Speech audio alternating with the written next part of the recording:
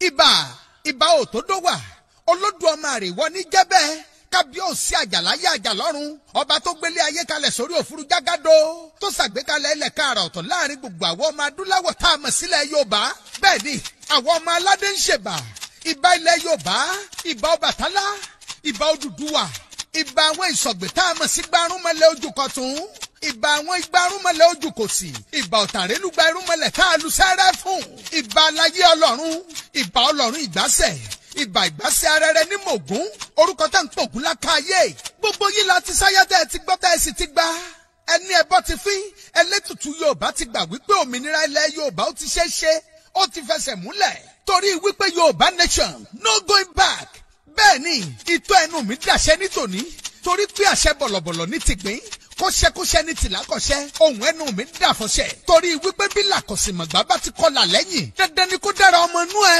gbogbo èyí tí mo bá wí lónìí dandan ni kárò rọ̀ mọ́ gbogbo ẹni tó lọ́wọ́ nínú kí Yorùbá nation ó ṣeé ṣe tá ẹ finúfíndọ̀ dúró gbẹ́ngbẹ́ng wípé àfikìran Yorùbá ó ṣàṣeyọrí lórí gbígba òmìnira ilẹ̀ Yorùbá bẹ́ẹ̀ rìn lọ́sàn-án àtàárọ̀ kùtù bẹ́ẹ̀ rìn lọ́gẹ̀jọ́ bẹ́ẹ̀ rìn níyàlẹ́ta àtìlẹ́yìn Olódùmarè àtàtìlẹ́yìn àwọn aráàlẹ̀ ilẹ̀ Yorùbá kò ní fi yín sílẹ̀ láéláé ẹ ní bá wọn kígbe gbàmígbàmí ẹ ò ní bá wọn rí jẹ àwọn ìyá mi òṣòro màndìfíà àwọn ọ̀jàǹgbàjàǹgbà lọ́mú ẹyẹ ńlá bì kó sọ̀rọ̀ rọ̀rọ̀rọ̀rọ̀rọ̀rọ̀ ẹ ò ní bá wọn rí jẹ àwọn ọmọ adarí oorun láéláé àṣẹ wàá bẹ́ẹ̀ ni o àníṣẹ́ gbogbo àwọn tó dìgírí dìgbàmú wípé kíran Yorùbá ó bọ́ lóko ẹrú ẹ ò ní bá wọn ṣàìsàn débi ẹ̀mí gbé wà torí wípé pẹ́pẹ́ lowó ń ṣe nílé arọ́ ara pápá là bẹ́ tu òjòjò kan kò ní sowó kó má bá wọn nájà àyíbọ̀kùnrin ẹyẹ lórí ìtẹ́ àìsàn kankan kò ní fi lé yín ṣe bùgbé ọmọ aráyé kò ní bá wọn fẹ́ gbà fún yín lóúnjẹ torí pé bẹ́ẹ̀ léwúrẹ́ ń ké bẹ́ẹ̀ làgùntàn ń fọhùn àní gbogbo àwọn tó fọwọ́sowọ́ tí wọ́n finú konú lórí kíran rere ọmọ Odùduwà lè di múmúṣẹ tí kì í ṣe torí ipò tàbí ṣe àrími tí wọn ò sọ́ra wọn dàparò sábẹ́ ìran Yorùbá gbé kà tó jẹ́ pé ìdúró re ohun ìfẹsẹ̀rinlẹ̀ àti ìdúró gbẹ́ngbẹ́ng Yorùbá nation lẹ́yìn ń fẹ́ ní gbogbo ìgbà ẹ ó roko àlọ́dé ẹ ó máa rọjà lọ́bọ̀ ilé kò ní lé yín síta o ọ̀nà kò ní nà yín láéláé lágbára orírun ilẹ̀ Yorùbá torí wípé àṣẹ iná níná fi ń jógbó òṣèwọ̀n àlùsẹ́rẹ̀ mi àṣẹ òrùn lòrùn fi ń gàtà ó dọwọ́ aṣálú ó dọwọ́ amìlú ó dọwọ́ ìgbé àmì gbòòrò títì adágbákọ́ adàgbàfọ́jàrà ológìní òru kò ní jẹ́ kẹ́ ẹ ṣiṣẹ́ tọmọtọmọ àṣẹ bẹ́ẹ̀ àfọ̀gbóhùn lórí gbogbo èyí tí mo wí lónìí fún gbogbo ènìyàn tó bá ń fẹ́ kíran Yorùbá tẹ̀síwájú ó ṣẹkúṣẹ náà ní tìlákọ̀ṣẹ́ o ẹ̀ní dẹni ẹ̀yìn láéláyé ìtọ́ ẹnu mi àṣẹ ṣùgbọ́n ṣá o gbogbo ẹnikẹ́ni èèyàn kéèyàn tó bá ń dúró gẹ́gẹ́ bí alátakò fúnra Yorùbá tí wọ́n ń gbòkègbodò gbégidínà gbígba Yorùbá nation ó yá gbóhùn ẹnu mi ṣàṣẹ ìwọ ilẹ̀ ọ̀bàràká máa ká gbogbo wọn dà sọ́run ọ̀bàràká ìbá sọkùnrin ni ló ń ṣàtakò ìran Yorùbá ọ̀bàràká máa ká wọn dà sọ́run ọ̀bàràká ìbá sọmọdé ìbá ṣàgbàlagbà ọba ni tàbí jòyè ló ń ṣàtakò gbígba Yorùbá nation ọ̀bàràká ó yá máa ká wọn dà sọ́run ìbá aṣọ olóṣèlú ìbá ṣe ìran míì tàbẹ́ni tó súnmọ́ràn Yorùbá bíi kásán ọrùn ló ń fojú ṣọ̀rẹ́ tó ń dẹ́yìn sọ̀tá tó ń wípé kíran Yorùbá ó dẹ́ni ẹ̀yìn ọ̀bàràká ó yá máa ká wọn dà sọ́run torí wípé gírílẹ̀ yàrá bẹ́tu bẹ́ẹ̀ ni gírílẹ̀ yàrá gbàgbọ̀nrín kógókógó là bọ́mọ onígògó gbogbo ọ̀tá Yorùbá nation fírí ìbò fírí ẹnikẹ́ni tó bá ń fira ẹ̀ sọ́fà láti dènà òmìnira ilẹ̀ Yorùbá ilẹ̀ máa wọ́ wọn mọ́dọ̀ fírí ìbò fírí bóso lóṣèlú ló ń ṣàtakò òmìnira ilẹ̀ Yorùbá ilẹ̀ máa wọ́ wọn mọ́dọ̀ fírí ìbò fírí ìbá aṣọkùnrin ìbá aṣọbìnrin ìbá aṣọba ìbá aṣèjòyè ló ń ṣàtakò gbígbó òmìnira ilẹ̀ Yorùbá ilẹ̀ máa wọ́ wọn mọ́dọ̀ fírí ìbò fírí àníkọ́ba má ṣèlú ẹ̀ àníkó lóṣèlú má ṣòṣèlú ṣùgbọ́n ọba kọ́ba tàbí jòyè kí jòyè tàbó lóṣèlú kó lóṣèlú tó bá sọ wípé òun fẹ́ máa gbégi dínà ìran Yorùbá wípé òun fẹ́ máa dabarú gbígbó òmìnira ilẹ̀ Yorùbá ilẹ̀ máa wọ́ wọn mọ́dọ̀ fírí ìbò fírí yóò ṣẹlẹ́rí àwọn ọ̀tá ó dilé odi ọmọ Odùduwà èpè kórókórókórókóró ó dorí ọ̀tá òmìnira ilẹ̀ Yorùbá ṣé bẹ́ẹ̀ ti mọ̀ wípé takẹsẹ̀ ní í ṣe láwùjọ Òwú ti jí mèrè làwọn baba ńlá wa sọ wípé ó ń ṣe láwùjọ ọ̀bọ dandan ní tàbí dán òmìnira ilẹ̀ Yorùbá dandan ní kó tó ràn Yorùbá lọ́wọ́ agbọ́dúdú ẹyẹ má ké ọ̀yá dá mi lóhùn sẹ́rẹ̀ mi dá mi lóhùn agbọ́dúdú ẹyẹ mákè ló ní kómìnira ilẹ̀ Yorùbá ó tẹ̀ wọ́n lọ́wọ́ ẹlẹ́ra fún gbágilọ́ya àwọ̀ òkòtè orí ọ̀rán òun ló ní wí fún gbogbo ẹnikẹ́ni èèyàn kéèyàn tó bá fẹ́ dàrin bàbá wa Pòfẹ́sọ̀ Akíntóyè bàbá wa Adéníran Sunday Adéyẹmọ Ìgbòho.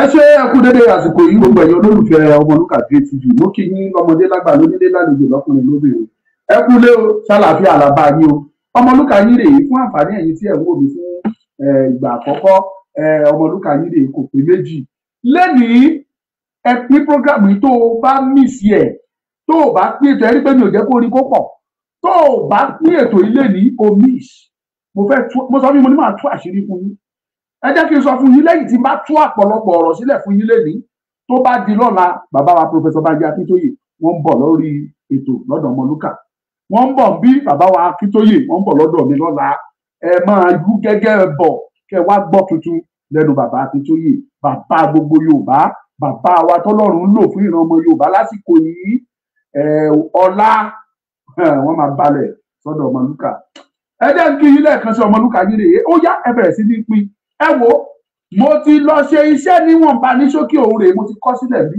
mo fẹ́ tú ọ̀pọ̀lọpọ̀ àwọn àṣírí kan fún yín lẹ́yìn ọ̀pọ̀lọpọ̀ kàn ń rìn ní ó mọ̀ pé onígbèsè ni ẹ́ ó mọ̀ ṣá wọn bá pè ẹ́ lónígbèsè wá ní ọ̀nà ìdúgbò jẹ́ níbọ̀dì lówó irú ló pa gbogbo ìnira tẹ́ ń kojú gbogbo hardship tẹ́ ẹ̀ rí tó ń ṣẹlẹ̀ wọ̀nyí gbèsè ló jẹ́ ó mọ̀ màá tú ọ̀rọ̀ fún ẹ kí n tó bọ́ sínú ẹ̀ ẹ gbà mí láyè kí n sáré sọ nǹkan bíi méjì ẹ má gbàgbé ṣíṣe àṣekágbá olóyè Sunday ọmọ Adéyẹmọ ó kù fẹ́ẹ́rẹ́fẹ́ ẹ̀bẹ̀ lábẹ́ yìí o àwa ti yí lóńdó stéètì àwọn owó mọ́tò àròwó àwọn tó forúkọ lẹ̀ tán fẹ́ lọ wọ́n ti pọ̀ wọ́n fẹ́ lọ yẹ Sunday Ìgbòho sí wọ́n fẹ́ lọ pọ́n lé wọ́n fẹ́ fẹ̀mí ìmoore hàn àlówó mọ́tò ẹ ràn wá lọ́wọ́ ojú òní tì yín ìyẹn dúró bẹ́ẹ̀. Dẹ̀ fún àǹfààní ẹ̀yin tí ẹ ti ń disturb mi ti pẹ́ pé ẹ nílò oyin mo sọ fún yín pé ó ní àsìkò tí wọ́n máa ń kó oyin ẹni tó bá gbóyin fún yín nígbà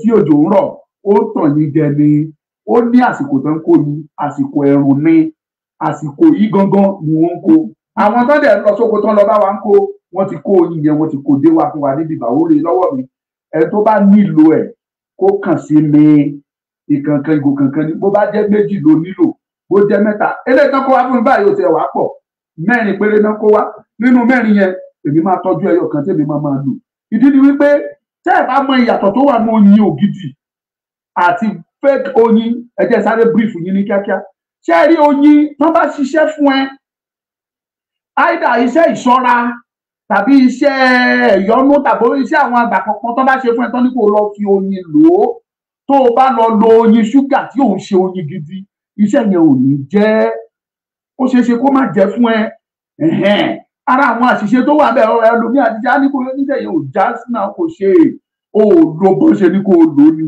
o tẹ́ bó ṣe ní kó o tẹ́ oyin tó lò ṣúgà náà ṣe síbẹ̀ fún ẹ ṣùgbọ́n tó bá rí gidi oyin wàá mọ̀ pé yes bó jẹ́ ẹyọkan yín wà rọra gbé nǹkan kó pọ̀ báyìí o mo ti mẹ́rin náà kó wá mẹ́ta yìí ni mo máa gbé sílẹ̀ ṣùgbọ́n wọ́n ti promise kan tún máa lọ kó mi lọ́sẹ̀ tó ń bọ̀ tán bá kó tán kó dé màá gbà lọ́wọ́ wọn ìwọ́n tó bá nílò ẹ̀ jẹ́ kí n mọ̀ kó lè rí tiẹ̀ gbà ẹyọkan èmi máa tọ́jú ẹ̀ sínú ilé tán bá ṣe iṣẹ́ fún ẹ bóyá jẹ̀dí ló yọ ẹ lẹ́nu tàbí ẹ̀gbẹ́ kan lù ẹ tàbí àìsàn ara kan tàbí kan tán bá ní kó o lo oyin kó o fi po àgúnmu tán fún ẹ yẹn tó bá lọ lo ṣúgà o tún pakú ìṣòro ara ẹ tí ó fi dá fún oyin gidi nìyẹn pure honey kò sí bó ṣe jẹ́ tó o lè ní diabetes kò lè store sínú ara ẹ because immediately tó bá ń consume immediately ẹ ló máa bẹ̀rẹ̀ sí ní ṣiṣẹ́ nínú ara ẹ ìtàn pè lóyin gangan nìyẹn ó ti wà ńlẹ̀ ẹ contact Ọmọlúkà ẹ bá fẹ́ ẹ jẹ́ ká wá kàn gbagba ní ètò now ẹ pín mo ti sọ fún yín pé ní máa le gan sẹ́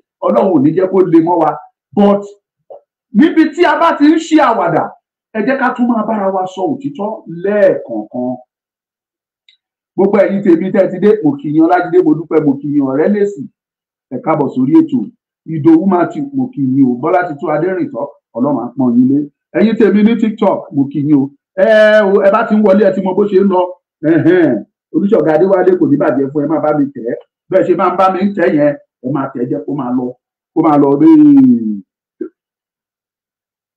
ẹ ṣé mo dúpẹ́ mo kí yín o lápọ̀lápọ̀ lọ́kùnrin lóbìnrin ẹ jẹ́ ká wá kán lọ agbami ètò ẹ̀yin ọmọ Yorùbá tí n bá sọ pé ẹ fúnra mo mọ tí mo rí o kì í wá ń ṣe lórí security nìkan tí n bá sọ pé kí Yorùbá jáde tí bàbá wa Professor Banji Akíntóyè pín programu yìí mò ń wò yìí o torí information tí mo fẹ́ gbé jáde yìí mo máa make sure pé mo tún palẹ̀ fún yín lẹ́kùnrẹ́rẹ́ ni kẹ́ ẹ bá lè mọ ọ̀nà àwọn ìdí tó fi yẹ ká jáde kúrò ní Nàìjíríà àwa ò kàn jáde láti wá pariwo fún yín pé Yorùbá fẹ́ dúró Yorùbá fẹ́ dúró ó ní ìdí ó ní tá a rí ó ní àwọn nǹkan tá a ti ṣe findings tá a rí tá a fi sọ yìí pé Yorùbá gbọ́dọ̀ jáde kúrò nínú Nàìjíríà torí pé kí ni tá a bá jáde inú ìgbèkùn ayérayé la há sí ògo àti ìmọ́lẹ̀ tọ́lọ́run fún ìran ọmọ Yorùbá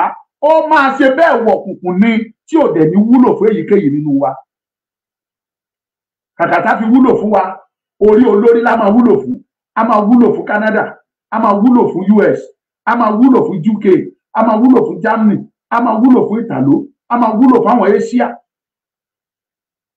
wọ́n á dẹ̀ máa lo orí wa ẹ pín program yìí sẹ́ mo fẹ́ tú àṣírí fún yín ẹ jẹ́ kí n kọ́kọ́ bẹ̀rẹ̀ mo sọ fún yín mo ní kí ni ìdí tí nǹkan fi tó lára àwọn nǹkan tó fa ìnira líle kókókókó nǹkan dóò ó wá bẹ́ẹ̀ ni ò kì í tún wá ṣe bẹ́ẹ̀ ṣùgbọ́n àjẹrún tí wọ́n jẹ gbogbo ẹ̀yin ọmọ Nàìjíríà òun ló fà á.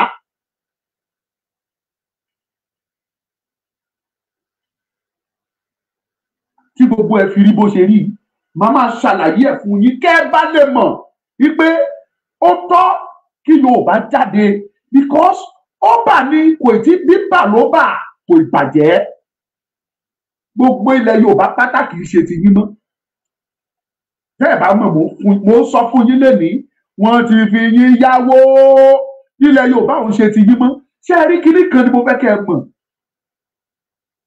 tí èèyàn bá fẹ́ lọ yá owó gbogbo yín lẹ mọ̀ ẹ̀yin tẹ́ ẹ lọ ń yá gbọ́múlé láńtà ẹ̀yin tẹ́ ẹ lọ ń yáwó lápò ẹ̀yin tẹ́ ẹ lọ ń yáwó kúdà ẹ̀yin tẹ́ ẹ ń yáwó fúnṣọ́ bẹ́tà fúnṣọ́ ẹ̀yin tẹ́ ẹ ń yá owó síìpù tẹ́ ẹ ń yá lóríṣiríṣi gbogbo yín lẹ mọ̀ bó ṣe ń lọ o ò lè débẹ̀ kó ló fẹ́ yáwó wọ́n á béèrè pé kí ló fẹ́ fi dúró tó o bá dé báǹkì tó o fẹ́ yáwó wọ́n á béèrè pé kí ló fẹ́ fi dúró tí wọn ò bá béèrè ìwé ilé ẹ wọ́n lè sọ pé ṣé o ní salary account ìwọ tó o bá ní ìwé ilé tó bá jẹ́ salary lóònù kékeré náà fẹ́ fún ẹ wọ́n á sọ fún ẹ pé òkè ṣé o ní salary account wọ́n á gbé salary account yẹn fi dúró wọ́n á fi salary account yẹn wọ́n á fi dúró pín program yẹn tẹ́ ń wò bí TikTok rẹ̀ mo fẹ́ tú ọ̀rọ̀ fún yín sẹ́ẹ̀ wọ́n á ní kó fi salary account yẹn dúró àwọn opay àwọn kinní kan wàá mú guarantors wá lẹ́yìn yẹn ń kọ́ wàá tún ní kíni, wàá tún ní nǹkan tí wàá tún fi dúró lọ́dọ̀ wọn. Mo tiẹ̀ gbọ́ pé àwọn kan máa ń tìyàn mọ́ toilet tí o bá ti rí owó wọn san, wọ́n tì ẹ́ mọ́ toilet. Ìyẹn ni pé n tó fi dúró tàbí bóyá àwọn tó jó ní dúró ẹ wọn ò dúró, wọn ò gborí dúró, òun ló bí tí oníkálukú ṣe kíni tó ṣe họ. But máa wá tú àwọn ọ̀rọ̀ fún yín. Bó ṣe rí yẹn náà ló ṣe rí láwọn orílẹ̀-èdè. Ìyàtọ̀ tó wà bẹ́ẹ̀ ni pé ó ní àwọn ibi tí orílẹ̀-èdè ti ń yá owó, ó ní àwọn àwùjọ tó ti ń yá owó. Àwọn orílẹ̀-èdè tó bá nílò owó wọn á lọ bẹ̀ wọ́n á yá. Mo ń sọ fún yín pé Nàìjíríà wọ́n yá owó tí wọ́n yá ó kọjá àfẹnusọ. Gbèsè tí Nàìjíríà jẹ ó kọjá àfẹnusọ. Ṣé ẹ rí, ẹ jẹ́ kí n tún kíní kan fún yín. Tí Ọlọ́run tó bá dá orílẹ̀-èdè, tí wọ́n máa jẹ tí ìyà òfin ní jẹ wọ́n, Ọlọ́run máa dá tí wọ́n síbẹ̀. Á pèsè ẹ̀ síbẹ̀. Ọ̀rá ilẹ̀, wàrà àti oyin, á pèsè ẹ̀ fún wọn. Pé eléyìí ni kẹ́ máa fi ṣara níbi. Kò sí orílẹ̀-èdè tọ́lọ́run kórìíra. Gbogbo orílẹ̀-èdè pátápátá lọ́lọ́run ṣe tiwọn fún. Àwọn orílẹ̀-èdè kan wà báyìí wọn ò lépo, wọn ò ní crude oil, ṣùgbọ́n tó o bá wọ orílẹ̀-èdè yẹn, góòlù lọ rabidu ní gold, ó lọ ní rẹpẹtẹ ni. Àwọn orílẹ̀-èdè kan wà wọn ò ní gold, wọn ò dẹ̀ lépo, ṣùgbọ́n tó o bá wọ bẹ̀, wọ́n ní àwọn nǹkan tó ń pè ní mineral resources bíi lithium, bíi uranium, bíi potassium, plutonium, ó lọ rẹpẹtẹ. Tó dẹ̀ jẹ́ pé gbogbo kíní tí mò ń dárúkọ fún yín wọ̀nyí ní àwùjọ ní ọjà àgbáyé owó ńlá ni, owó rabidu ni. Tẹ́ ẹ bá rí tí South Korea kékeré yẹn, tẹ́ ẹ bá rí tí wọ́n halẹ̀ mọ́ Amẹ́ríkà, iye tí wọ́n gbẹ́kẹ̀lé òun ni nuclear weapons wọn, nuke wọn ni wọ́n gbẹ́kẹ̀lé tó ṣe halẹ̀ mọ́ Amẹ́ríkà. Tẹ́ ẹ bá rí tí Russia ń sọ fún Amẹ́ríkà pé kò ná wọn ní ìṣẹ́jú kan láti finish yìí o, iye tí Russia gbẹ́kẹ̀lé òun làwọn nuclear weapons tó ní. Àwọn nǹkan tó dẹ̀ fi ń ṣe nuclear weapons wọ̀nyí làwọn uranium tá à ń sọ yìí, àwọn uranium, àwọn plutonium, àwọn beryllium or whatever. Gbogbo kíní wọ̀nyí ó wà lára tán compose papọ̀, tán mix papọ̀, tán fi ń ṣe àwọn ìdán pè ní nuclear weapons tá à ń sọ wọ̀nyí. Gbogbo ẹ̀ pátápátá ló wọ́n, gbogbo ẹ̀ ló níye lórí. So I am just telling you, ipe kò sí orílẹ̀-èdè tọ́lọ́run dá tí ò fún ní tiwọn. Àwọn ilẹ̀ Haúsá, ilẹ̀ Fúlàní, tẹ́ ẹ bá wò wọ́n, ẹ rí i pé a máa ń bú wọn, a ní wọn ò ní epo, àwa la lépo, òótọ́ wọn ò lépo.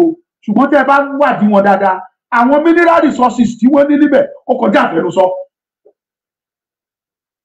Láìpẹ́ ní last year, wọ́n discover mineral resources kan ní Benue, ní Pooo, wọ́n pè ní Californium. That Californium, 1 kilogram ẹnìkan, 1 kilogram inú àpáta náà ti ń wá jáde o. That Californium, orílẹ̀-èdè Amẹ́ríkà ni wọ́n ti kọ́kọ́ rí ní agbègbè California, ìpínlẹ̀ California lórílẹ̀-èdè Amẹ́ríkà.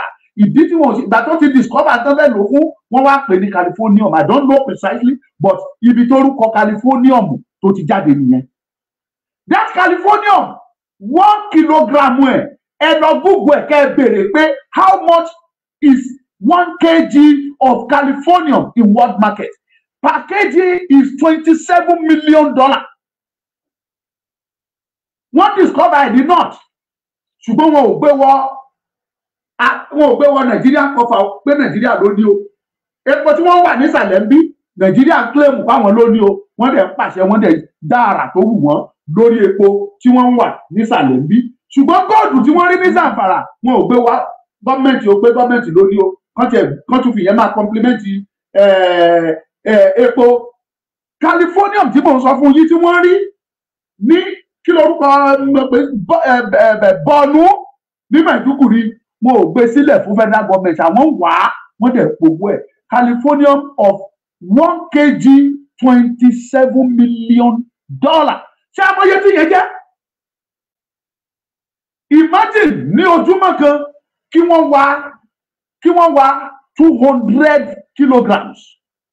Ẹ calculate ẹ̀ in naira, in dollar rather. Torí dollar ni mò ń sọ fún yín, kì í ṣe 27 million naira o.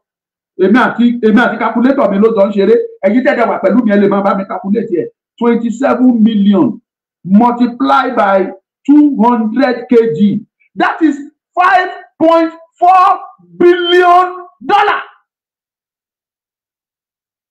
Lójúmọ́. Wọ́n ti kó àwọn èèyàn dà síbẹ̀. I have the video. Màá wò bóyá mo máa rí gbé jáde sí i. Wọ́n ká àwọn èèyàn síbẹ̀ lóríṣiríṣi tó ń bá wọn dìgì ẹ̀ tí wọ́n máìnì ẹ̀ jáde. Wọ́n bá ti gbà jáde, wọ́n kó lọ láwọn tó rà lọ́wọ́ wọn 27. Ẹ lọ Google ẹ̀ jáde pé mo ti dárúkọ ẹ̀ fún yín. Ẹ̀yin fúnra ara yín dẹ̀ ń wò mí, ẹ lè ṣèrànlọ́wọ́ yẹn fún mi. Kẹ́ ẹ bá mi kọ the actual price yẹ, kẹ́ ẹ kọ jáde fún mi nínú comment section. Californium lórúkọ ẹ̀, Californium. Ẹ bèrè pé how much is Californium per kg? Ẹ kọ jáde bẹ́ẹ̀ nínú Google, kẹ́ ẹ bèrè. Agbéwá fún yín, ẹ rí oye tí Californium yẹn kó jẹ́. Bàbá mi Ayọ̀délé yẹ kì í ṣe.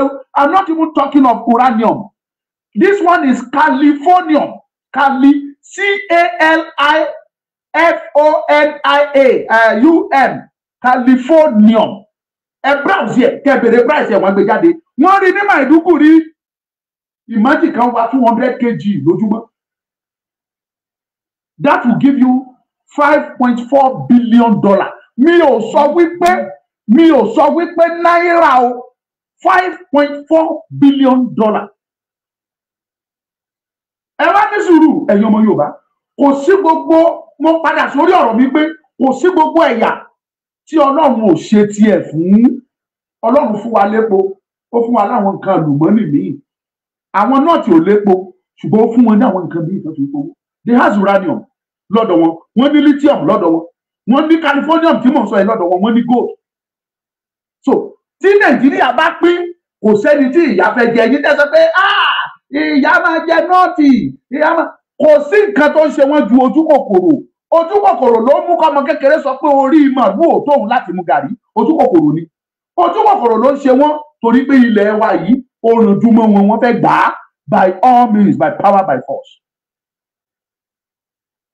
That is the problem they have. When we are talking of mineral resources, wọ́n ní rẹpẹtẹ, ìyà ò lè jẹ wọ́n.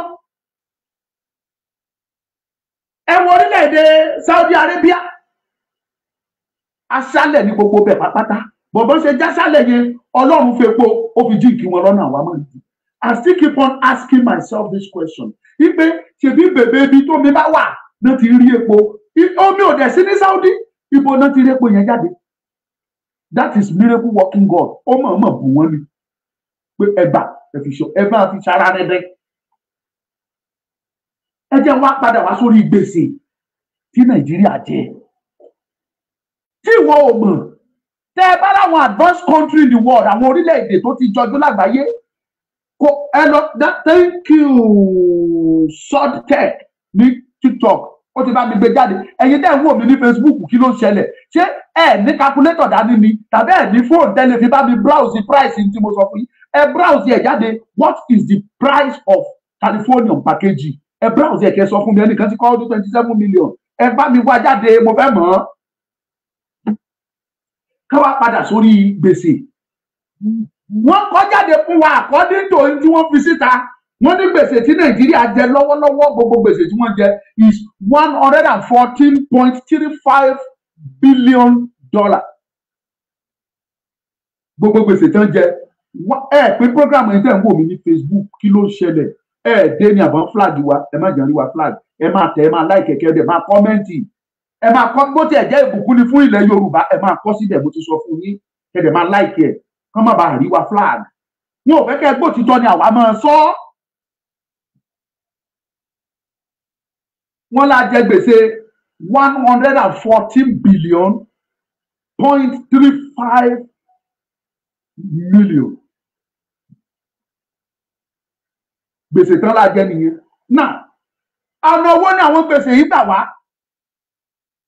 Wọ́n wá lísì àwọn bíi 5 àbí 6 tó jẹ́ gbòógì tá a jẹ lówó tó jẹ́ pé ọ̀dọ̀ wọn láti lọ yá owó. Number one, a jẹ World Bank lówó. World Bank as at today tí wọ́n sọ ni wípé wọ́n ní Nàìjíríà jẹ World Bank ní 40 as at June 2023 wọ́n lá jẹ wọ́n ní gbèsè 14 billion and 511 million. That is $14.51 billion. Anything tí bá kà fún yín lè ní mi ò ká náírà o. I am talking of dollar. Gbèsè tán lè jẹ World Bank nìyẹn. Àti ìmọ̀ torí àwọn àgbà pé wọ́n yáwó ọjọ́ 8 billion, ọjọ́ 2 billion, ọjọ́ 1 billion. So bó ṣe wá jẹ́ pé 14.5 náà jẹ́ World Bank yẹn, well, ẹ jẹ́ ká agree nǹkan tí mo rí gbé jáde ní inú Google wọn nìyẹn. Ní tí mo rí gbé jáde nìyẹn. Náà ẹ jẹ́ ká wá fìdẹ́lẹ̀, ká wá kọjá sí àwọn orílẹ̀-èdè míì. Kó tó lọ sí orílẹ̀-èdè míì, àwọn àjọ kan tó wà tí Nàìjíríà tún jẹ lówó, wọ́n jẹ IMF, wọ́n jẹ wọ́n lówó, wọ́n pè wọ́n ní International Monetary Fund. Wọ́n jẹ àwọn yẹn náà lówó. Àwọn International Monetary Fund yìí èló ní Nàìjíríà jẹ wọ́n. Wọ́n ní Nàìjíríà jẹ wọ́n ní $3.3 billion. Mo ń bọ̀ kó bẹ́ wo ti Bank of Africa o.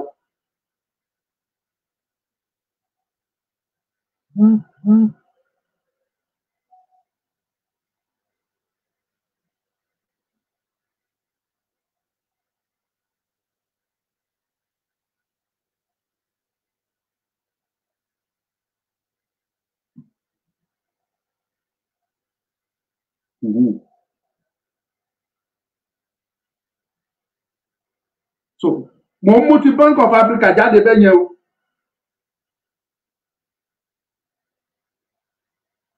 $1.56 billion.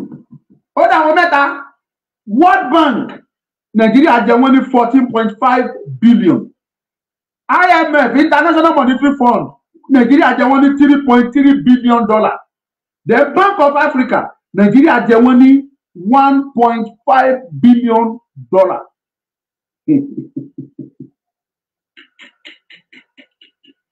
Yay! Nigeria is my fatherland. Rí nǹkan mo fẹ́ tún ọ̀rọ̀ fún yín sẹ́. Ẹ pín programu sẹ́. Now, wọ́n ní Nàìjíríà jẹ China lówó lára àwọn orílẹ̀-èdè tá a jẹ lówó. Wọ́n ní Nàìjíríà jẹ China ní $4.73 billion. Gbèsè tá a jẹ China $4.73 billion. Wọ́n la jẹ France lówó. Wọ́n ò indicate ẹ̀ fún mi tí get ẹ̀. A jẹ Japan lówó about 1 billion 1.0 something billion. Ìyẹn ni pé 1 billion ló lé wẹ́rẹ́wẹ́rẹ́ la jẹ Japan. Wọ́n la jẹ India lówó. A jẹ Germany lówó. A dẹ̀ tún jẹ́ àwọn àjọ kankan, àwọn báǹkì kankan, a jẹ wọ́n lówó. Wọ́n mention ipa jẹ́ Exim Bank. Ó tún yàtọ̀ sówó tá a tún yá tá a dìde ìyá lọ́wọ́ China. Exim Bank. Báǹkì yẹn China ló ní. China Bank ní, Chinese Bank ní. Ibẹ̀ ló wà. Nàìjíríà lọ bẹ̀ lọ yáwó, a jẹ wọ́n lówó billions of dollars.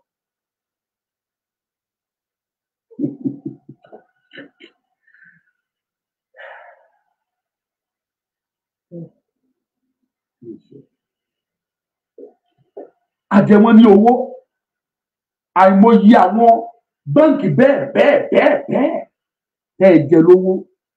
Now, ẹ̀yin ọmọ Yorùbá, ó ní ìdí tí mo ṣe ń sọ eléyìí fún yín. Ìdí ni wípé gbogbo bó ṣe ń gba owó yìí, ìbéèrè mi ni pé ẹ̀yin ọmọ Yorùbá, mélòó nínú owó yìí ni wọ́n wá fi dá nǹkan ṣe sílẹ̀ Yorùbá? Tá a bá sọ̀rọ̀, ẹnìkan tún ti kọ́ jáde, Vicky Sam Vicky Sam ó ní Californium cost 27 million per gram. Ṣé per gram ni àbí per kilogram? Per kilogram lèmi ń rí o. Mi ò wá mọ̀ bóyá per gram ní lọ́dọ̀ tí ilẹ̀ mi rí. Per kilogram lèmi rí. Thank you.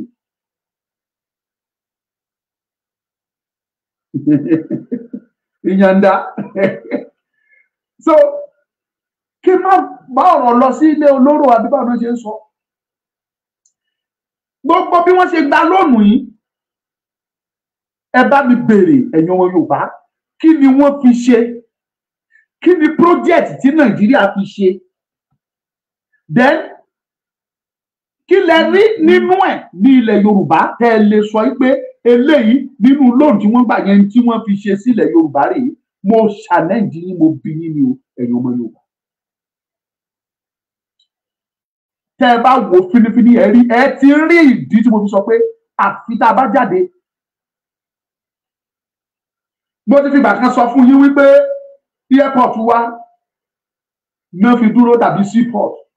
Mi ò ní òótọ́ ẹ̀ o. Mi ò rí details tó prove wípé airport wa náà fi dúró tàbí seaport wa. Mi ò rí details tó clarify ẹ̀ fún mi. Mo ti ṣe findings yẹn títí mi ò rí.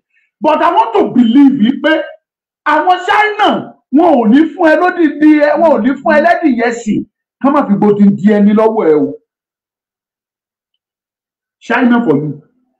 Àwọn orílẹ̀-èdè kan wà bẹ́ẹ̀ tí China yá lówó tó jẹ́ pé police force wọn China take over ẹ̀.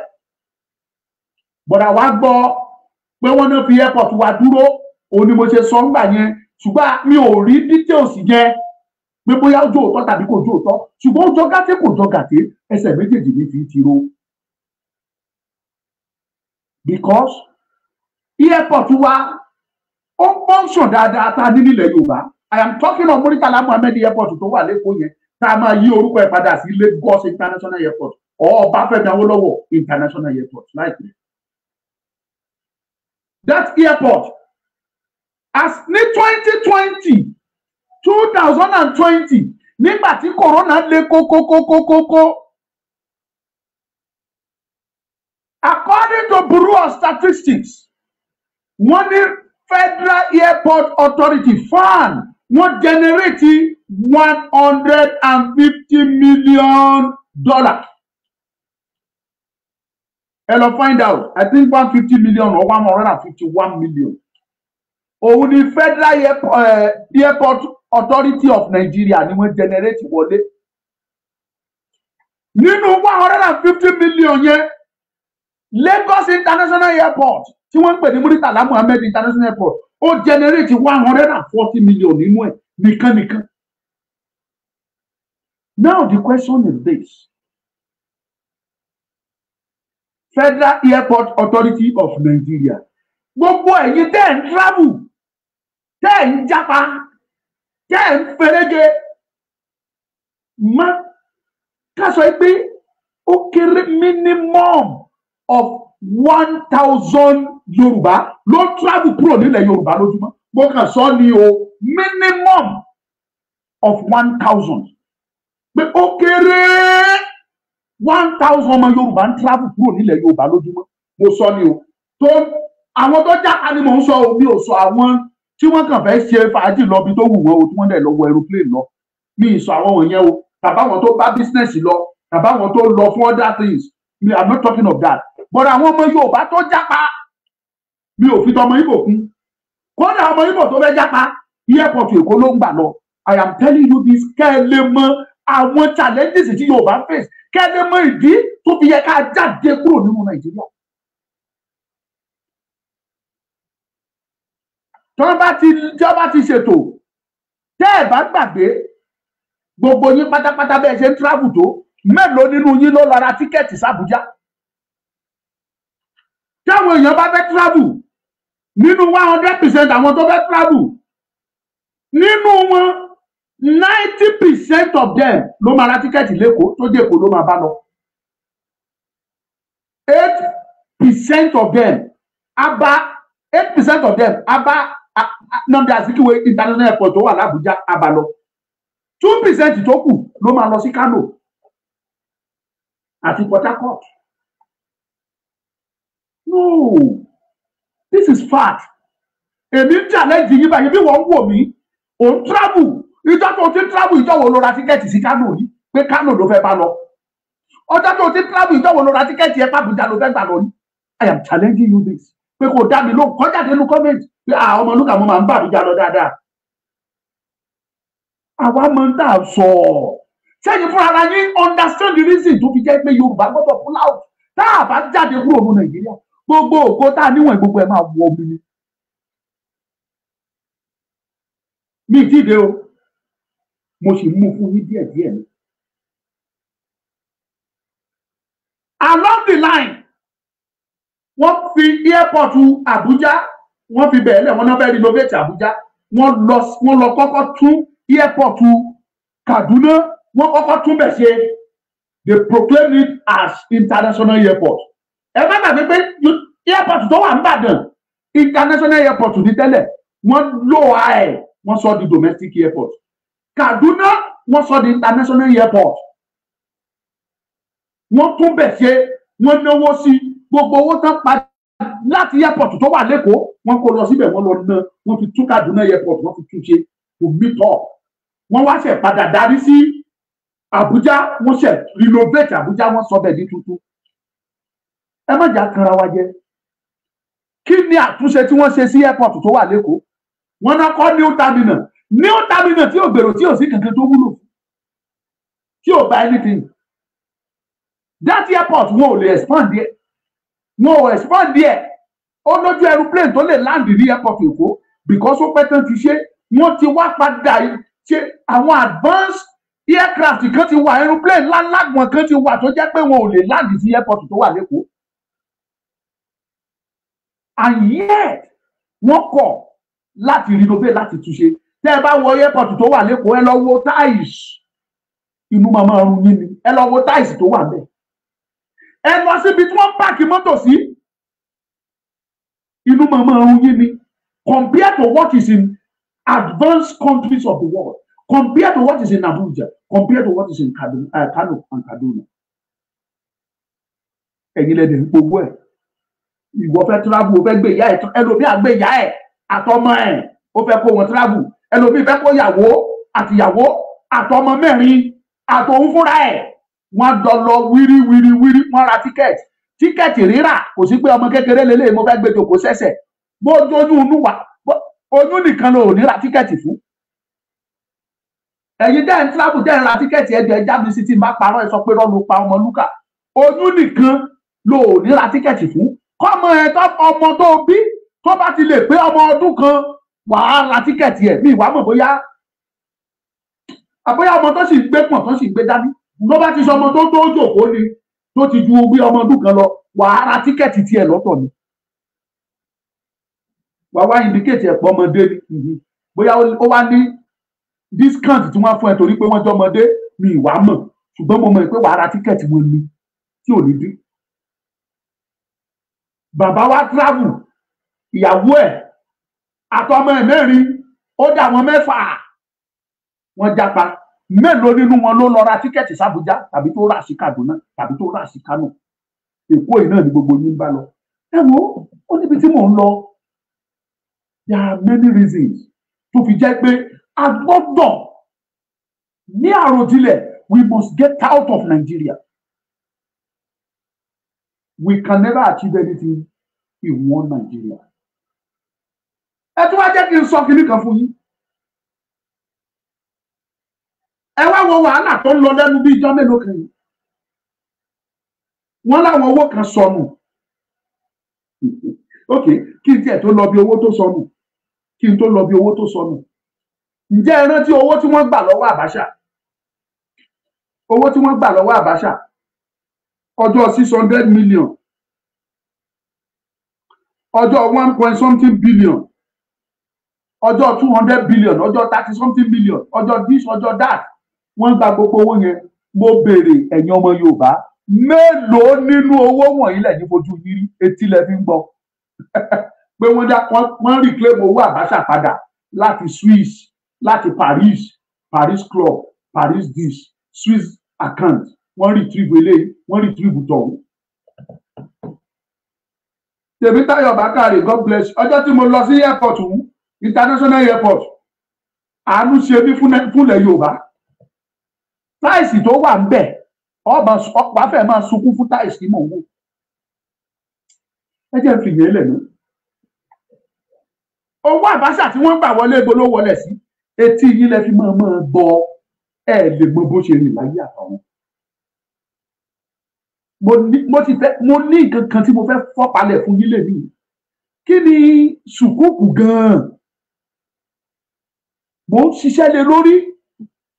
Mo dẹ̀ fẹ́ mọ ìtumọ̀ sùkúùkù yẹn. Mo fẹ́ mọ ihun tó bí jáde. Ìdí tí mo fi sọ ni pé àwọn ọ̀nà kan wà nílẹ̀ Yorùbá tí wọ́n ṣe tó jẹ́ pé orúkọ sùkúùkù yẹn ni wọ́n fi ṣe. Kí ni nǹkan tó rọ̀ mọ́? Mo ṣàgbọ́ sukuk bond. Kí ni ìtumọ̀ sukuk bond yẹn?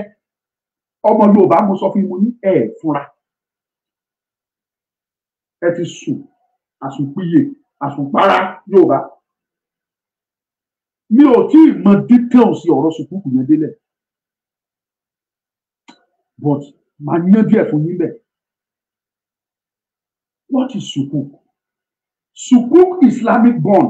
Sukuk is an Islamic financial certificate that represents a portion of ownership in a portfolio of eligible existing or future assets. Tí bá gbọ́ òyìnbó yìí yé dáadáa jẹ́ túkà. Sukuk is an Islamic and financial certificate that represents a portion of ownership, in a portfolio of eligible existing or future assets. Tóyìnbó yẹn bá yé mi, níwọ̀nba tí mo gbọ́ díẹ̀ mọ́. Sukuk is an Islamic bond and financial certificate that represent yẹn ni pé ó bí wọ́n pé ó nípìn a portion. Kí ni wọ́n pè ní portion? Ìyẹn ni pé lára nǹkan yìí o ẹ ti ní apá kan nínú ẹ̀. Nǹkan kan rèé. Ẹ má bínú. Nǹkan kan nìyí. Wọ́n sọ fún ẹ pé lára nǹkan kan yìí portion kan òun ni.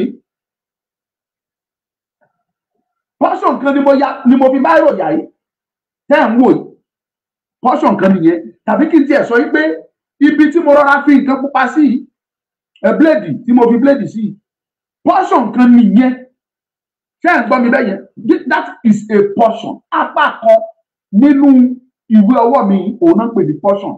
Ìdí mo dẹ̀ ń kà nípa sùkúkù sọ wípé certificate yẹn ni pé ìwé ẹ̀rí tó fi ẹ́ lọ́kàn balẹ̀ yìí pé nínú nǹkan báyìí o ti ní apá kan nínú ẹ̀. Ó dẹ̀ sọ further a portion of ownership. A portion of ownership. Ìyẹn ni wípé o ní apá kan, ìwọ ló ní apá kan. O dẹ̀ ní ìwé ẹ̀rí tó dájú pẹ̀lú àwọn yẹn wípé apá kan nínú kíní yìí o ìwọ ló ní o. Ownership of a portfolio of eligible, existing or future assets. Ǹjẹ́ àmọ̀ tó mẹ́ eligible, existing or future assets. Existing ìyẹn ni pé nínú nǹkan tí wọ́n sọ yẹn ni pé o ti ní apá kan nínú kíní yìí o. Bóyá nǹkan yẹn wọ́n ti ṣe tán tàbí wọ́n pinnu láti ṣe lọ́jọ́ iwájú. Ìyẹn ni pé tán bá ṣe ẹ̀yin yìí o ẹ ní apá kan nínú ẹ̀. Ẹ jọ̀ọ́ ìbéèrè mi tí ẹ̀yin àgbààgbà Yorùbá tó yẹ kẹ́ ẹ béèrè kí ló ń ṣẹlẹ̀ ẹ bá mi kọ kíní ẹ bá mi máa comment ẹ jẹ́ máa rí kọ́mẹ́ǹtì yín ní TikTok ní Facebook ní YouTube ẹ jẹ́ máa wo kọ́mẹ́ǹtì yín ẹ jọ̀ọ́ kẹ́ lè jẹ́ kórìí mi máa wú màá mú jáde fún yín. Ìkan wà ń bẹ̀ tí màá gbé jáde fún yín lẹ́yìn ẹ lànà ẹ̀ nílé pàdé. findings làwa náà ṣe débẹ̀. Eléyìí tí mo ń ṣàlàyé ẹ̀ fún yín níwọ̀nba tó yé mi mo ṣe wọ́n àwọn tó mọ̀ nípa financial expert tó jẹ́ financial expert tí wọ́n wà well exposed. Mo fẹ́ mọ details about Sukuk lọ́wọ́ wọn. But èmi ti rí o ní mo kà fún yín. Òyìnbó yẹn tí mi ò bá ṣe mistake ó sọ fún yín wípé nínú nǹkan yìí o tí wọ́n ti ṣe àwọn yẹn ló ní apá kan wọ́n dẹ̀ clarify ẹ̀ pé is Islamic bond. Ẹ lọ Google ẹ̀ rí pé they call it Islamic bond. Sukuk Islamic bond. Sukuk Islamic bond náà pé wọ́n wá identify wọ́n clarify ẹ̀ pé is a financial wọ́n fún ẹ ní financial you have a financial certificate láti ní a portion láti ní apá kan nínú tí ẹ ní ìyẹn ni wípé mò ń sọ̀rọ̀ yìí pé mo rí pé wọ́n ṣe àwọn ọ̀nà kan ó fi hàn wípé ọ̀nà ọ̀rẹ́ tí wọ́n ṣe títí tó fi dé Ìjẹ̀bú Òde tó ń dọ́tì rírírírí owó oṣù ẹ̀rí tí wọ́n kọ síbẹ̀ pé Sukuk project Sukuk bond project ó fi hàn yín pé owó Sukuk ni wọ́n fi ṣe iṣẹ́ yẹn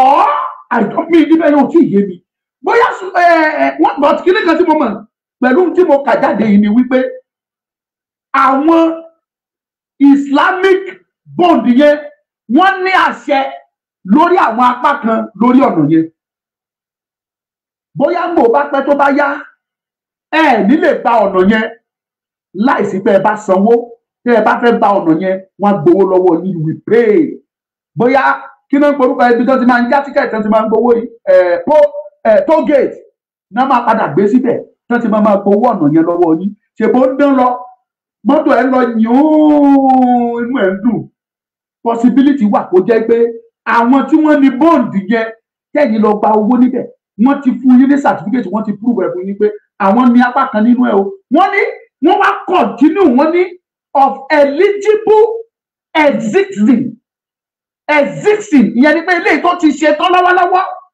àti future assets ìyẹn ni kí ló pè ní assets oríṣiríṣi nǹkan tó mú nǹkan kó mú owó wọlé náà pè ní assets ohun tó o lè ṣe bíi business tó lè máa mú nǹkan wọlé ní asset okòwò ibi tó o dókòwò sí ìyẹn ni wípé gbogbo ọ̀nà tẹ́ ẹ rí pé wọ́n ṣe wọ́n ń sọ fún ẹ pé àwọn apá kan wà tí wọ́n lówó láti gbà lórí ẹ̀ tí wọ́n ní apá kan owó tí wọ́n máa gbà lórí ẹ̀ so therefore ẹ̀yin ọmọ Yorùbá tẹ́ ẹ bá rí pé wọ́n ṣe ọ̀nà fún yín tó ń gbé Sukuk síbẹ̀ be rest assured yìí pé àsìkò tó o lè lò lọ́fẹ̀ẹ́ lòfò òun rèé wọ́n ń padà bọ̀ wá gbowó ọ̀nà yẹn lọ́wọ́ ẹ̀ o lọ sórí Google kó lọ wò ó parí bẹ́ẹ̀ èmi kọ́ ni mo kọ́ síbẹ̀.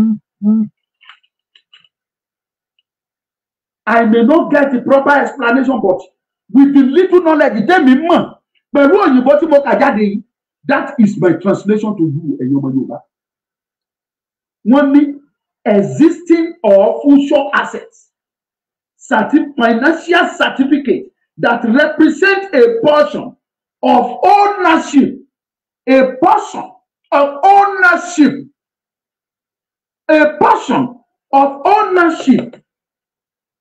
in the portfolio of eligible existing or future assets. Ó clear now. Òyìnbó yẹn ó yẹ kó yé wa pátápátá. Ó yẹ kó yé wa. Wípé tí wọ́n gbé kalẹ̀ yìí o bẹ́ẹ̀ fẹ́ bẹ́ẹ̀ kọ̀ ojú ọ̀nà tínú yín dùn sí yẹn kì í ṣẹ̀yìn lẹ ní o kì í ṣẹ̀yìn lẹ lọ́nà o àwọn tó lọ́nà ń padà ń bọ̀ wá gbowó wọn o they have the certificate wọ́n ti kọ́ jáde the financial certificate that prove wípé àwọn ní portion lára ọ̀nà yẹn and they have the right anything assets should bring you income should bring you profit so if they are part of their assets ni o wọ́n dẹ̀ tún clarify pé either existing one or future ó mì pé anything tó bá ṣe bóyá lọ́wọ́lọ́wọ́ yìí tàbí tó ti ṣe tàbí tó ṣe lọ́wọ́lọ́wọ́ tàbí tó tún máa ṣe lọ́la tí wọ́n ti ṣe tó bá ti ní orúkọ Sukuk nínú má yọ̀ láyọ̀ dùn pé wọ́n ló ní is not yours don't rejoice ay bọ̀bọ̀ don't rejoice ewu ń bẹ lóde Báṣà orin ṣẹlẹ̀ ó ní ewu ń bẹ lóde òsàmìyẹ ewu ń bẹ lóde mò ń sọ fún yín. Wàhálà ó so dìrọ̀dìrọ̀ ó fẹ́ jábọ́. Kí n tó wá rán dọ̀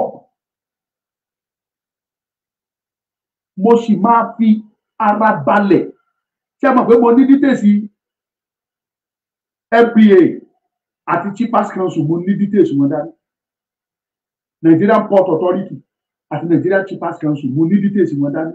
Ó ní nǹkan tí mo gbọ́ nígbà yẹn tó jẹ́ kí n stop. Mo rí àwọn threat kan tó ní agbára ju ẹ̀mí mi lọ ni mo ṣe stop ẹ̀.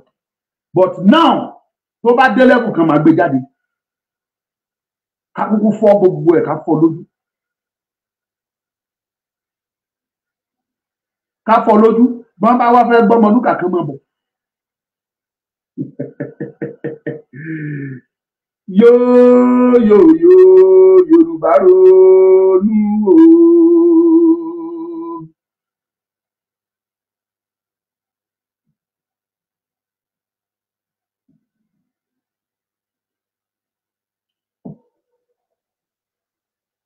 Mo ń bọ̀ mo fẹ́ fún yín ní details kan ni o.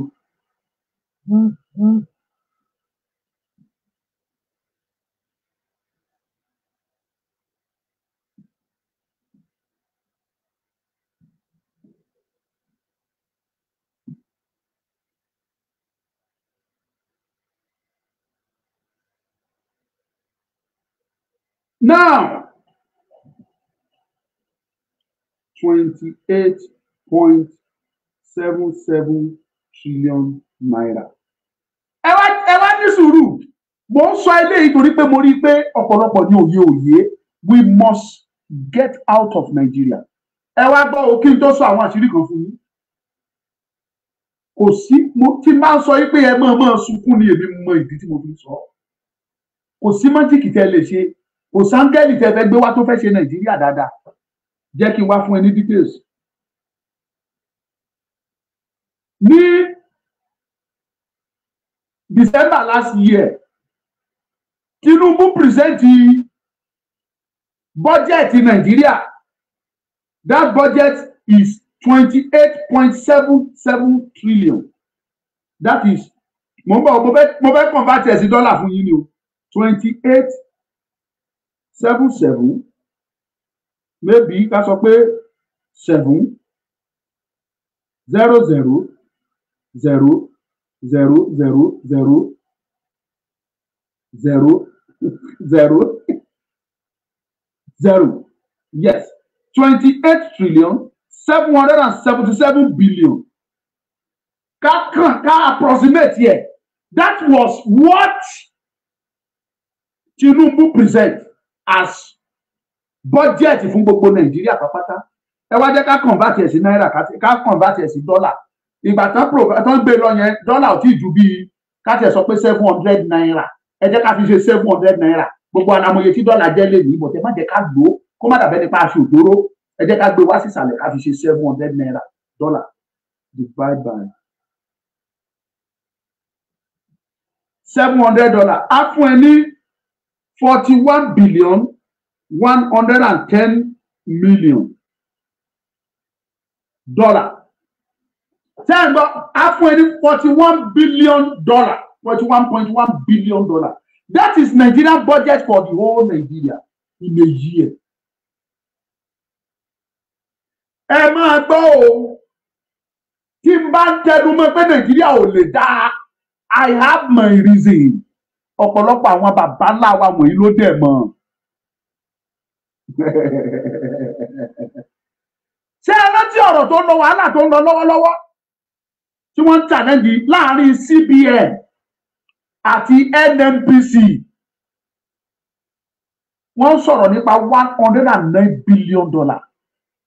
Wọn ò rí tracy sí ẹ̀, wọn ò mọ bó ṣe rí. $109 billion. Wọn ò mọ bó ṣe rí láàrin CBN àti NNPC. $109 billion. Ẹ jọ̀ọ́ ẹ̀yin tí ẹ ń wò mí, ẹ kàn bá mi kọ jáde nínú kọ́mẹ̀ntì kó rí mi fi lè wú ni o.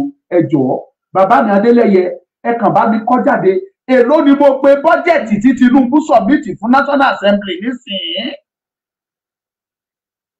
Ẹ jẹ́ kéèyàn kan bá ti kọ́ máa continue. Èló ni mo pè bọ́jẹ̀tì yẹn gbà tá a change sí náírà. Ẹ kọ jáde ẹ jọ̀ọ́. Ẹ kọ́ ẹ má jókòó pẹ́ èyí tẹ́ ń wò mí TikTok ẹ bá mi kọ́ náà kí dídé ẹ bá mi kọ́. So that kó lè fi yá mi lára ni. How much is Nigerian budget the last year in dollar? Okay, kó bàbá fàsìkò. Is $41.1 billion. 41.1 billion. $41.1 billion. Ó yá ẹ wá yọ 109 billion. Tí wọ́n mọ bó ṣe rìn. Minus $41.1 billion. Tẹ́ ẹ bá yọ kúrò, you still have excess of $67 billion. $67 billion ó sì wà nìkan.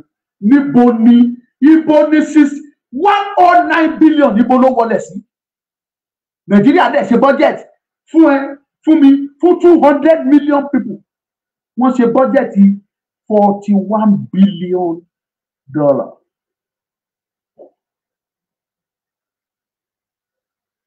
Ẹ̀yin fúnra ara yín ẹ jókòó ẹ wò ṣé Nàìjíríà lè dáa? Ibo ni 109 billion yẹn ibo ló rá sí? Wọn ò rí. Àti CBN àti NNPC they are contemplating over it. Wọ́n jọ dúnàdúrà àrí rìsíìtì ẹlẹ́sanwó àrí rìsíìtì ẹ kó rìsíìtì síta ká lè mọ̀ bóyá ẹ̀sán àbẹ́ẹ̀sán ẹ̀yin náà ṣe bí ẹ gbà sanwó fún yín kò ayẹkẹ́ mọ̀ kò ayẹkẹ́ ní rẹ́kọ́ọ̀dù. $109 billion. Jesus Christ of Nazareth. Wọ́n dẹ̀ ṣe bọ́jẹ́tì $41 billion fún yín. Ẹ̀yin dẹ̀ sọ pé Nàìjíríà máa dáa. Ọ̀nà wo ló fẹ́ fi dáa? Ẹ fìyẹn lẹ̀. Ẹ tún wá wò kan tó tún ṣẹlẹ̀ recently tí wọ́n contemplate lé lórí lọ́wọ́lọ́wọ́ yìí. Wọ́n sọ wípé ẹnìkan for designation ti Buhari ó fi withdraw $6.2 billion. Kì í tún ṣe náírà o. $6.2 billion. Mo ń bọ̀. $6.2 billion. Multiply by Kini current exchange rate láti official káfí ṣe wá 1,000. 1,000. That is about 6.2 trillion naira. 6.2 trillion naira. Ẹ dẹ̀ ṣe bọ́jẹ̀tì 28 trillion. Tí wọ́n bá yọ tí ẹnìkan ṣoṣo ti kó tó for designation Buhari tó fi gbà jáde signation. Wọ́n ní signation. Ẹ má bínú ó ti ká mi lára. Signation Buhari wọ́n léèyàn kan fọ̀ díẹ̀ ó fi gba 6.2 billion jáde. Ìyẹn yàtọ̀ sí ọmọ ọdún mẹ́ta tí wọ́n bá $220 something million lákàntì ẹ̀ ọmọ oṣù mẹ́fà ọdún mẹ́fà dẹ̀ ní àbóṣù mẹ́fà. Ẹ wo tí n bá ń pariwo pé Yorùbá gbọ́dọ̀ jáde ẹ jọ̀ọ́ can we continue like this? Ṣé ó nígbà tó bá wọlé gbogbo wa lórí tá a lè dìde tá a lè gbapá tá a lè gbẹ́sẹ̀? Ṣé ìgbà yẹn la ṣe fẹ́ mọ̀ ni? Is it 6.2 million naira? Omilani 6.2 million naira. Okay, let me agree with you. Ṣé nígbà tí Nàìjíríà yẹn bá collapse lé gbogbo wa lórí tá a wá lè dìde tí ò sẹ́ni tó máa rescue wa? It's better Yorùbá ẹ tètè jáde kó tó wó tán pápátá. Ó sàn kẹ̀jẹ́ ká jáde kó tó wọlé gbogbo wa lórí tá a ní lè dìde tí ò dẹ̀ sẹ́ni tá rescue wa. Ìgbọràn ó sàn ju ẹbọ rírú lọ. Mo lérò pé ẹ ń rí àwọn reason tó fi yẹ kí Yorùbá tètè jáde. Tẹ́ ẹ bá continue bí eléyìí ẹ má gbàgbé o $24 billion tí wọn mọ bó ṣe rìn láàrin NNPC àti Madueke tí wọn mọ bó ṣe disappear tí Lamido Sanusi fọ́nà ẹgbẹ́ ọ̀kadà tó pariwo ẹ̀ síta ibo lówó ìwọ̀ ó pọ̀ bẹ́ẹ̀. Are we going to continue like this? Ẹ jẹ́ ká jókòó ká kálukú ro àròjinlẹ̀. The only solution is total exit out of Nigeria. A gbọ́dọ̀ jáde tán ni. Kì í ṣe ká jáde láàbọ̀. Tá a bá jáde láàbọ̀, ẹ̀gbin ìwọ̀sí ìyà òṣì ó sì máa kan ìran Yorùbá lára. Bọ̀tá bá jáde tán pátápátá ká bẹ̀rẹ̀ new foundation wa ká gbé ìpìlẹ̀ rere lélẹ̀. Ẹnìkan ò ní jókòó kó lọ kó $6 million tó jẹ́ ti ìran ọmọ Yorùbá kókó sápò. Ó ní kàn máa mú. And the funniest part of it ni pé ẹ wà ara àwọn people dáhùn sọ wọ̀nyí. Ibi tí wọ́n bá ti ná owó, tí wọ́n ti ń wa mọ́tò, tí wọ́n ti ń dára, wà á mọ̀ pé ìwọ ló dẹ̀ dá ẹni tó pèsè fún. Kí ló dé tó ń wò mí nínú? Ọlọ́run kọ́ ló pèsè fún owó ẹ, ọlá ẹ ló fi jayé tí inú tiẹ̀ ń dùn. Ó sọ pé yẹ bàbá rere bàbá kẹ̀, bàbá rere bàbá kẹ̀. Mo ti ágìrì pẹ̀lú èèyàn lẹ́nìí. Mo ní kò sí ẹni tó bá swearing ẹ̀ tó wọnú Senate tó bá máa jáde kúrò ní Senate after 4 years kò lè sọ fún mi pé òun ò ní proud of 4-5 billion naira. Ẹni yẹn ní kí n lọ jókòó níbo ló ti fẹ́ rí 5 billion orí akẹ́mọ̀ pé 5 billion bí bàtà gbowó kékeré. Ẹ̀yin tẹ́ ń wò mí ẹ tó bá mi kọ́mẹ̀ntì bóyá mo parọ́ màá explain fún yín níwọ̀nba ká tó máa lọ.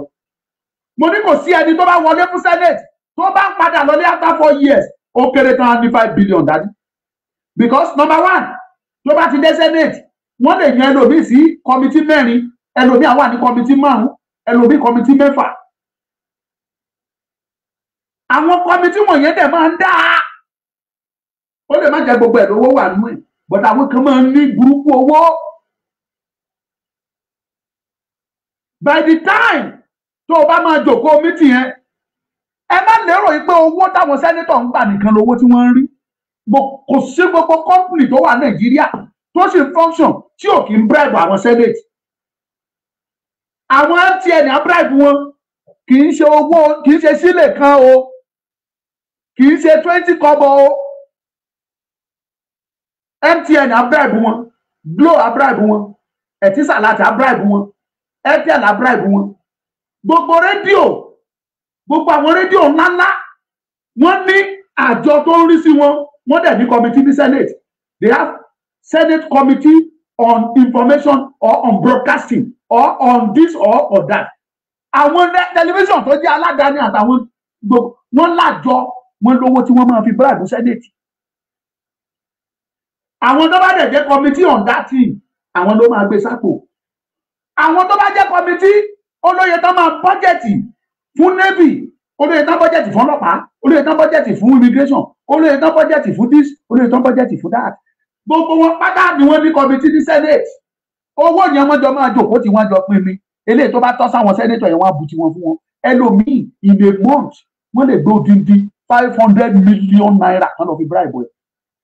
Tó bá dẹ̀ bá padà sínú Senate àkọọ́lẹ̀ ní tó bá kọ sílẹ̀ wọ́n ti rán pé kó lọ ṣe findings ẹ̀ wá kó lọ mójútó.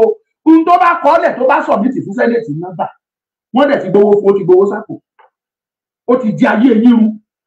Mo dẹ̀ sọ pé ní ojú lásán ló fi ń lòdù káàdì 5,000 naira tí ò ní lọ́jọ́ méjì lórí fóònù rẹ̀ àti tán. Ìjà tó yẹ kí Senate jà fún gbogbo ọmọ Nàìjíríà pátápátá pé ẹ̀yin MTN ẹ̀yin Glo bẹ́ẹ̀ ṣe ń ṣe data yìí ó ní àwọn èèyàn lára.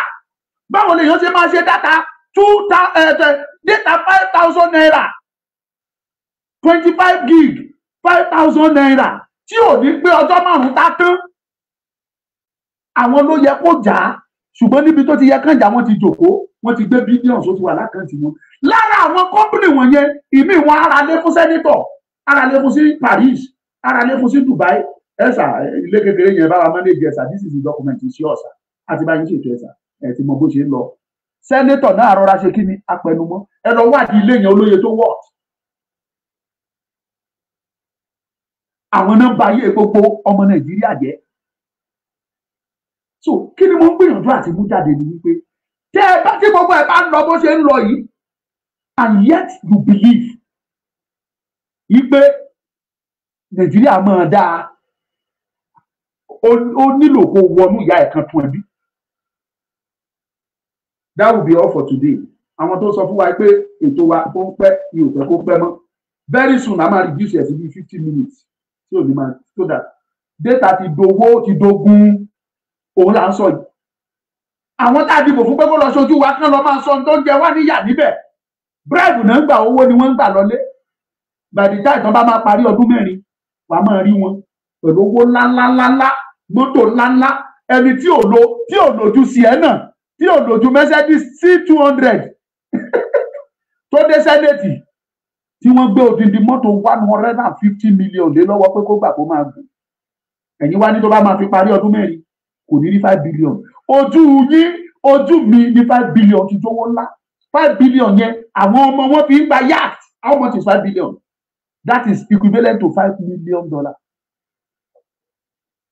$5 million. Mo ní ní kẹ́sì kan bí mi ò fẹ́ sọ̀rọ̀ lé lórí nítorí àwọn kan wọ́n ṣẹ́ mi ní kẹ́sì pé ọmọ lúkàjọ́ dẹ́ẹ̀dẹ́ẹ̀dẹ́ẹ̀dẹ́.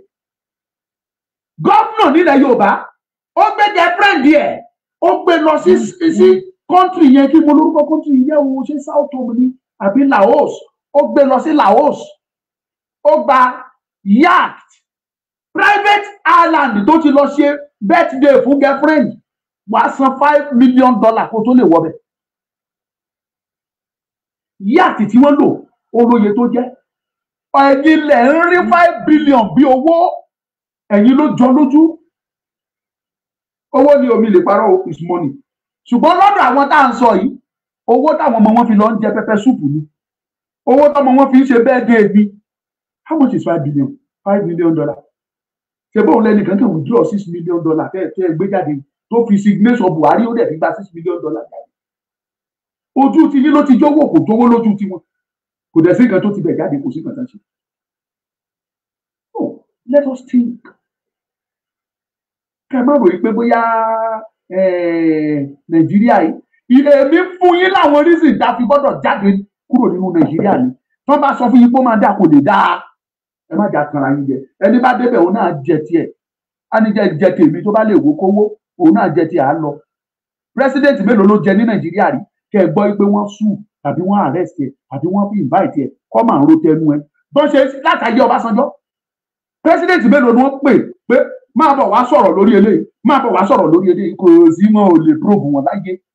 A sọ fún ẹ pé ọ̀gbẹ́ni orí ẹ̀ ń dàrú ni mo ti jẹ tèmi mo ti lọ ìwọ náà jẹ tiẹ̀ kó máa lọ àbí kan ṣe ẹ ni ló bá tán. That will be all for today. Ọmọlúkà is my name. Mo dúpẹ́ lọ́wọ́ yín o. Mo appreciate gbogbo ẹ̀yin tẹ́ dúró tì wá láti bàtà ti bẹ̀rẹ̀ ètò yìí. Ojú òní ti gbogbo yín. Àánú Ọlọ́run ìkẹ́ Ọlọ́run á máa bá yín gbé. Mo ní láti rawọ́ ẹ̀bẹ̀ sí yín lẹ́ẹ̀kan sí.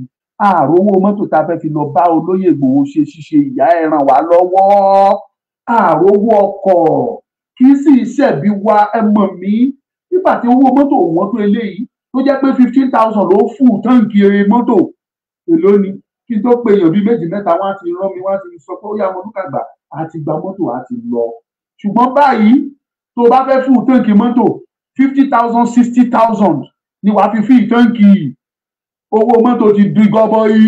Mọ́tò tán tà ní 6 million naira ní nǹkan bí ọdún kan sẹ́yìn àbọ̀dún méjì sẹ́yìn ó ti di 9 million báyìí. Gbogbo nǹkan dowó epo wọ́n mọ́tò fúnra ẹ̀ wọ́n gbogbo nǹkan wọ́n. Ẹ dákun ẹ ràn wá lọ́wọ́ agbára mi ò gbé mọ́tò kankan takú báwọn fẹ́ gba 250 àti ìmọ̀ bóyá wọ́n máa increase ẹ̀ tó bá máa fi dọ̀sẹ̀ tó ń bọ̀.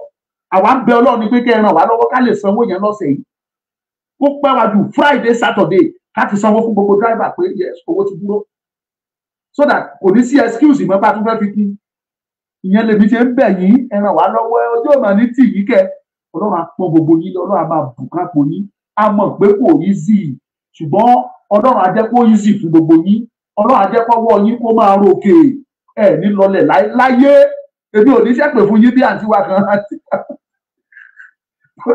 ọlọ́gbà yóò ní dalẹ̀ àgbáyé dalẹ̀ ẹ̀rí bá ti ṣe ẹ̀rọ náà gbogbo ojú òní tì yín ẹ jẹ́ kí n padà síbí ẹ̀yin tẹ́ ń béèrè oyin ògidì ni mo ti gbé dé yìí o tó bá nídìí tètè kàn sí mi kí akótó tán 3 péré ni o 3 péré ni wọ́n kó fún mi 4 ni mo gbà èmi náà fẹ́ gbé kan sínú ilé torí mi mọ ẹ ti lọ ń kó bọ̀ ní next week mi ò dẹ̀ lè sọ precisely ẹ rí pé ìgò náà rọ ilé sí báyìí èyí tó ń gbé bọ̀ ní next week yẹn ọlọ́run kó ṣe ìyanu a lè rí bíi 5 litre bíi méjì mẹ́ta nínú ẹ̀ 5 litre méjì mẹ́ta oyin eléyìí mo lè fi gbogbo nǹkan tí mo ní láyé búra fún yín kì í ṣe ṣúgà this is pure natural honey tí wọ́n lọ kó nínú igbó àwọn ọlọ́dẹ wa àwọn ló lọ kó lára wọn gan àjọ ń lọ sí gbòòrò ni àwọn ọdẹ àwọn ló kó adẹ̀fojú wa rí ni kí o ṣe pé so this is pure natural honey I can bet it with everything I have in life this is honey ó yàtọ̀ sóyin ṣúgà tẹ́ ẹ̀ ń rí ní supermarket kiri tó bá jóyin ṣúgà wà ní diabetes ó wọ wàhálà nìyẹn ọlọ́run kó gbà wá kò pọ̀ lẹ́ mẹ́ta péré ní tètè kàn síbi kó gbà tiẹ̀ ìwọ tó bá fẹ́ rí ṣàtúnṣe Sọmọlúkà nọ́mbà mi rèé 07046092484 07046092484 that is my number ó yá kọ tiẹ̀ jáde ìbùkún ní fórílẹ̀-èdè Yorùbá ní kánmọ́nkéré thank you God bless.